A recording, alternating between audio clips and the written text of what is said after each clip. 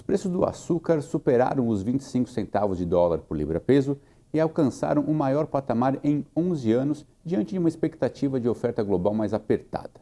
A Índia vai ter uma quebra em sua produção de cana, assim como alguns países da Europa e também da Ásia, que vão reduzir a sua oferta local, colocando em xeque a oferta global de açúcar. Em Nova York, os preços já acumulam uma valorização de 11% apenas no mês de abril, e no acumulado de 2023, a alta já é de 24%. Aqui no Brasil, a valorização já chega a 5,5% apenas em abril. Tiago, os preços do açúcar já estavam num patamar bastante elevado. Essa alta recente, de alguma forma, pega o mercado de surpresa? Olha, a gente acha que pegou. Eu brinco que se eu fosse trader de açúcar no final do ano passado, eu provavelmente teria perdido dinheiro, porque a gente não acreditava que ele varasse os níveis de 20 cents por libra-peso para os atuais 24, em torno de 24 que está agora, e tem um pouco desses efeitos que você mencionou agora, Você teve, num período em que a oferta depende do hemisfério norte, para compor a oferta global, você teve algumas frustrações, E nesse momento agora, que a safra do Brasil, que oficialmente começa no dia 1º de abril, ela está um pouquinho atrasada. Abril tem sido um mês chuvoso, no centro-sul brasileiro até agora, então você tá atrasando um pouquinho o ritmo de moagem e produção. Então, você olha o mercado de açúcar nos últimos 4 anos, ele consumiu na nossa conta em torno de 7 milhões de toneladas de estoque. Foram 3 anos de déficit e 1 ano de superávit, mas o efeito líquido foi dessa ordem. Então, a verdade é que o mercado de açúcar ele parece estar muito apertado do ponto de vista de oferta e demanda. Então, qualquer pequena frustração que seja, como você falou, algumas frustrações em ofertas dos países do hemisfério norte, notadamente da Índia, e algum atraso no momento em que o Brasil passou a ser muito representativo, no fluxo global de oferta de açúcar, aí acontece o que aconteceu, O preço spot, como a gente chama, o preço à vista, ele deu essa estressada. E diante desse quadro, vocês trabalham com a expectativa de que o preço volte a um patamar inferior aos 20 centavos de dólar por libra-peso, pelo menos num prazo um pouco mais curto? Olha, se você olhar a curva futura, que acaba sendo uma boa proxy daquilo que o mercado precifica, a curva está super inclinada, ela está em backwardation. Então ele está em torno de 24 cents agora, Se você olhar o contrato para daqui 1 ano e meio, ele está em torno de 20. Então o mercado de fato assume alguma normalização dessa oferta. Esse pico, ele é um pico, como a própria curva do preço de açúcar determina para a gente, é um pico temporário. Mas a gente tem dificuldade de imaginar que você possa ir muito abaixo desse ponto, E o motivo é porque o mercado já espera uma super safra de açúcar do Brasil esse ano. Na verdade, na nossa conta, o mercado de açúcar deve ficar nessa safra atual equilibrado, em torno de 0 a 0 quando a gente olha oferta e demanda. Muito por conta de uma super safra brasileira. A gente acha que o Brasil consegue produzir entre Nordeste e Centro-Sul mais de 40 milhões de toneladas, que seria uma baita de uma safra. Então, qualquer frustração, e isso é o Brasil produzindo um mix muito açucareiro, entre açúcar e etanol, o Brasil produzindo muito próximo do máximo que pode de açúcar. Qualquer frustração da safra do Brasil, de novo, o Brasil virou o grande fornecedor marginal nesse momento. Esse desenho que eu falei da curva, que daqui 1 ano e meio vai para 20 cents, ele tende a ficar mais para cima do que para baixo. Então a gente tem uma cabeça razoavelmente positiva com o preço de açúcar. De novo, a gente não antecipava esse estresse de curto prazo, mas a gente tem uma cabeça razoavelmente altista para médio e longo prazo, até por outros fatores, eu diria até mais estruturais da indústria. Quando você fala em questão estrutural dessa indústria sucroalcooleira, o que você quer dizer exatamente com isso? Assim, o que está acontecendo no mercado de açúcar hoje, a gente acha que é uma quebra de um paradigma, que dá para você dizer que foi o grande paradigma dessa indústria nos últimos 20 anos. Se você pegar desde o início do século, 20 anos atrás, o Brasil com a introdução do carro flex e como isso transformou a decisão de produzir ou não açúcar no Brasil. E a Índia, que tem uma indústria e toda uma cadeia de cana que depende dos incentivos e subsídios para exportação, Brasil e Índia foram os grandes ofertantes marginais de açúcar, né? Você consegue explicar a maior parte desses, vamos dizer assim, desses swings de oferta e demanda de açúcar nos últimos 20 anos por Brasil e por Índia. E nós estamos chegando num ponto em que a gente acha que nem Brasil, nem Índia tem mais açúcar para trazer para o mercado, né? Deixa eu explicar, né? O mercado mundial de açúcar ele cresce a uma taxa aí de 1 a 3 milhões de toneladas ano. Esse é o crescimento anual do consumo de açúcar. O Brasil ele já está produzindo muito próximo da capacidade máxima. Quer dizer, esse ano nós vamos produzir em torno de 40 milhões de toneladas, sendo que nós teremos uma produtividade razoável na cana, com um mix quase que totalmente açucareiro, né? E a Índia está começando, na verdade, a fazer o que o Brasil fez há 20 anos atrás, que é transformar um pouquinho daquela sacarose da cana que vira açúcar em etanol, né? O governo indiano tem lá um programa que é super ambicioso e que faz tanto sentido para eles que parece que está sendo seguido, né?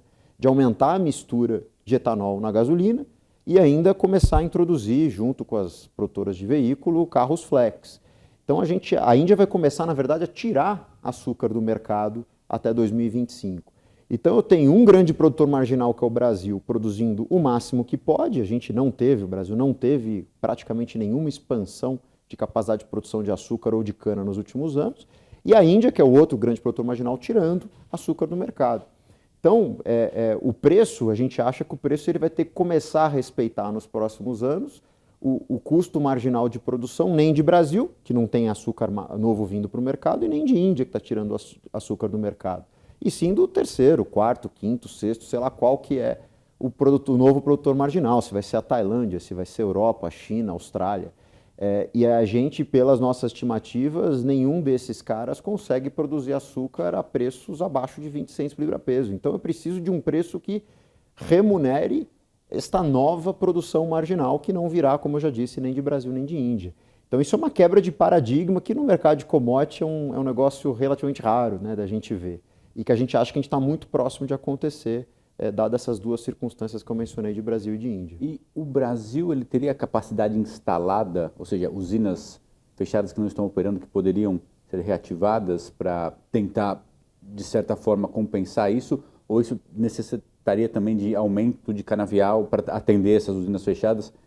Como é que está o Brasil nesse contexto que você sinaliza? Olha, a gente sempre defendeu que o que falta no Brasil não é usina, o que falta no Brasil historicamente é cana, né? Um dos grandes pecados que a gente acha que essa indústria passou alguns anos atrás foi que se adicionou muita capacidade de moagem, mas não se adicionou cana suficiente, né? A produtividade do canavial no Brasil ela é estagnada há praticamente 20 anos, né? Então não adianta se adicionar usina se você não tem cana, né? O que matou, o que a gente entende que feriu muito a rentabilidade de muitas usinas foi que elas não tinham capacidade de originar cana suficiente para diluir todo aquele custo fixo que a operação demanda. Então, mesmo que isso seja verdade, né, o problema é que você expandir canavial e produzir cana nova para ter mais açúcar, para suprir essa demanda marginal que eu estava me referindo, isso demora tempo. A gente desconhece projetos relevantes de adição de capacidade de cana-de-açúcar no Brasil. Você tem um outro projeto que a gente chama de brownfield, né, que são adições incrementais de oferta, mas eles são super marginais e pouco relevantes. Então, volta para o meu ponto original. Assim, enquanto isso, o mercado cresce na nossa conta de 1 a 3 milhões de toneladas por ano, no mercado mundial de açúcar. E como é que você vê nesse contexto do açúcar o etanol? Porque a gente teve a volta dos impostos, né, sobre o preço dos combustíveis, que trouxe um pouco mais de competitividade para o etanol, e também, mais recentemente, a OPEP, que resolveu cortar a produção, mexer no preço do petróleo, isso tende a mexer na gasolina e também dá um pouco mais de fôlego para o etanol. Como é que fica o etanol nesse contexto em que as usinas tendem a ser muito mais açucareira, dado esse cenário bastante favorável de preço? Da forma como a gente gosta de olhar é o seguinte: o etanol, ele na verdade, ele é o piso do preço do açúcar, né? Se fizer a conta hoje, né, do preço do hidratado, etanol hidratado, base interior de São Paulo, mais o prêmio do CBIO, que é o crédito de carbono que quem produz etanol tem direito a emitir, a gente está vendendo etanol equivalente hoje, já com essa alta de impostos do início de março, em torno de 18 centes por libra-peso, né? Na nossa conta também, a gasolina está sendo vendida com alguma defasagem para o preço internacional. Então, se o petróleo continuar andando e assumindo que a gasolina vai em algum momento convergir com o preço internacional, esse é um fator altista. E há expectativa de mais aumento de imposto, né, de uma normalização plena dos impostos federais sobre combustíveis. E há no meio do ano agora a adoção de uma nova alíquota de CMS para cobrança na gasolina e no etanol anidro. Então, todos esses fatores tendem a levar esse preço do etanol, que se eu converter para equivalentes de açúcar, eu chego a 18 centes, para alguma coisa acima disso. Então, até respondendo a tua pergunta anterior com um pouco mais, com um elemento a mais, né? Esse, para mim, é o piso do preço do açúcar, porque como o Brasil está produzindo um mix muito açucareiro, se o preço do açúcar vai mais para perto do preço do etanol, o espaço para as usinas converterem esse mix para mais alcooleiro, ele é pleno. Agora, não dá para ficar mais açucareiro do que já se está, porque a gente já está muito próximo do que a gente chama do max sugar. Então, o etanol ele vai funcionar da forma como ele sempre funcionou nos últimos, grosso modo, 20 anos, né? Ele é o grande balizador do piso do preço do açúcar, porque toda vez que o açúcar cai abaixo do preço do etanol equivalente, as usinas param de fazer açúcar, fazem mais etanol, tiram o açúcar do mercado e o preço do açúcar eventualmente acaba se corrigindo. Então, o etanol ele continuará, na minha opinião, funcionando como esse balizador de preço do açúcar, dada a relevância que o Brasil tem na oferta global para a indústria. E dado esse cenário, etanol, açúcar, essas disputas de preço que acontecem, qual tem sido o efeito disso, ou qual pode ser o efeito disso sobre o preço das ações das empresas listadas? Falando de São Martinho, Jalles, Raízen, enfim. O que deve acontecer com o preço das ações? Já está precificado esse cenário todo nessas ações? Olha, a gente acredita que não, né? Esse setor ele é extremamente, né, o negócio, né, de cana-de-açúcar e transformar a cana-de-açúcar em etanol, açúcar e energia, ele é extremamente alavancado a preço, né?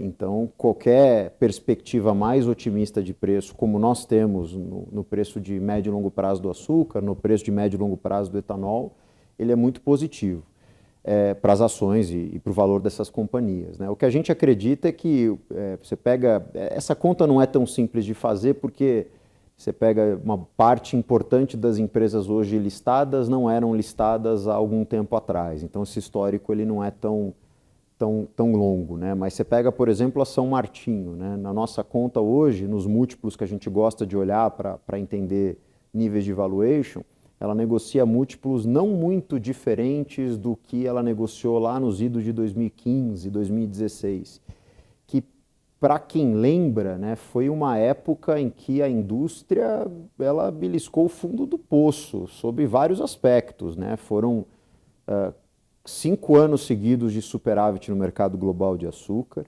foram alguns anos, né, do etanol perdendo muito espaço para a gasolina, que foi vendida a preços abaixo da paridade internacional por algum tempo.